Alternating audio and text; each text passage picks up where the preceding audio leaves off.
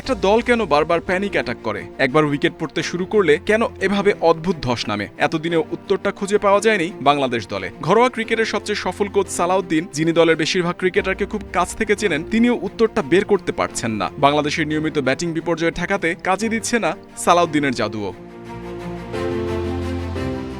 গেল বছরের ডিসেম্বরে জাতীয় দলে সিনিয়র সহকারী কোচ হিসেবে যোগ দেন সালাউদ্দিন। ঘরোয়া ক্রিকেটে তার পরিচিতি, বিপিএল একাধিকবার শিরোপাজয়ী দলের কোচ হিসেবে তার সুনাম। দলে যুক্ত হওয়ার পর নতুন একটা আশা তৈরি হয়েছিল। বাংলাদেশের ক্রিকেটে স্থানীয় কোচদের মধ্যে তিনি সম্ভবত সবচেয়ে বড় ব্র্যান্ড। এখন বাস্তবতার আয়নায় জাতীয় দলে তার কার্যকারিতা নিয়ে দেখা দিচ্ছে সংশয়।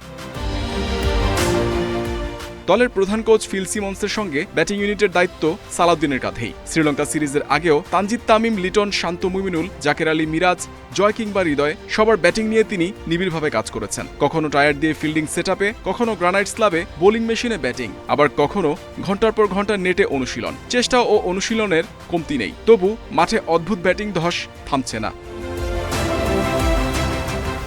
সালাউদ্দিন জাতীয় দলে আসার পর এ পর্যন্ত বাংলাদেশ খেলেছে ৮টি সিরিজ, জয় এসেছে শুধু একটিতে। কলম্বোতে প্রথম ওয়ানডেতে লজ্জাজনক ব্যাটিং ধসে পরাস্ত বাংলাদেশ। মাত্র ৫ রানের ব্যবধানে ৭ উইকেট হারিয়ে বিব্রতকর রেকর্ড গড়েছে বাংলাদেশ। সালাউদ্দিন একাধিকবার বলেছেন, তার খেলোয়াড়দের স্কিলে ঘাটতি নেই, সমস্যা মাথায়। মস্তিষ্কের এই সমস্যা থেকে উত্তরণে তার কাছে এমন কোনো টোটকা নেই যা দিয়ে বাংলাদেশ পেতে পারে নতুন দিনের সন্ধান।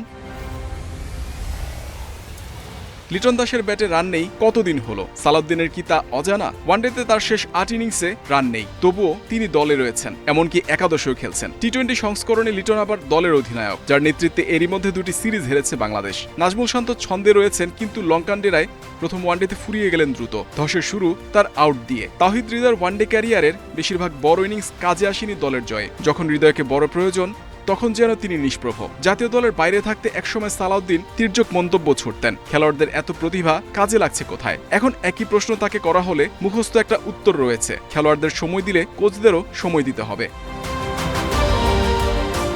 প্রথম ওয়ানডের পর কলম্বোর টিম হোটেলে প্রধান নির্বাচক গাজী আশরাফ হোসেন লিপু, প্রধান কোচ ফিল সিমন্স এবং সালাউদ্দিন মিলে খেলোয়াড়দের সঙ্গে দীর্ঘ আলোচনা করেছেন। বিশেষ কয়েকজন ক্রিকেটারের সঙ্গেও নাকি আলাদা কথা হয়েছে। আলোচনা করলে হবে না, এখন মাঠে কিছু করে দেখাতে হবে। দলের ব্যাটিং বিভাগ যদি ঘুরে দাঁড়াতে না পারে, সালাউদ্দিনের প্রোফাইলে যুক্ত হবে একটা ব্যর্থ অধ্যায়, স্থানীয় কোচদের জন্য যেটি শুভবার্তা হবে না।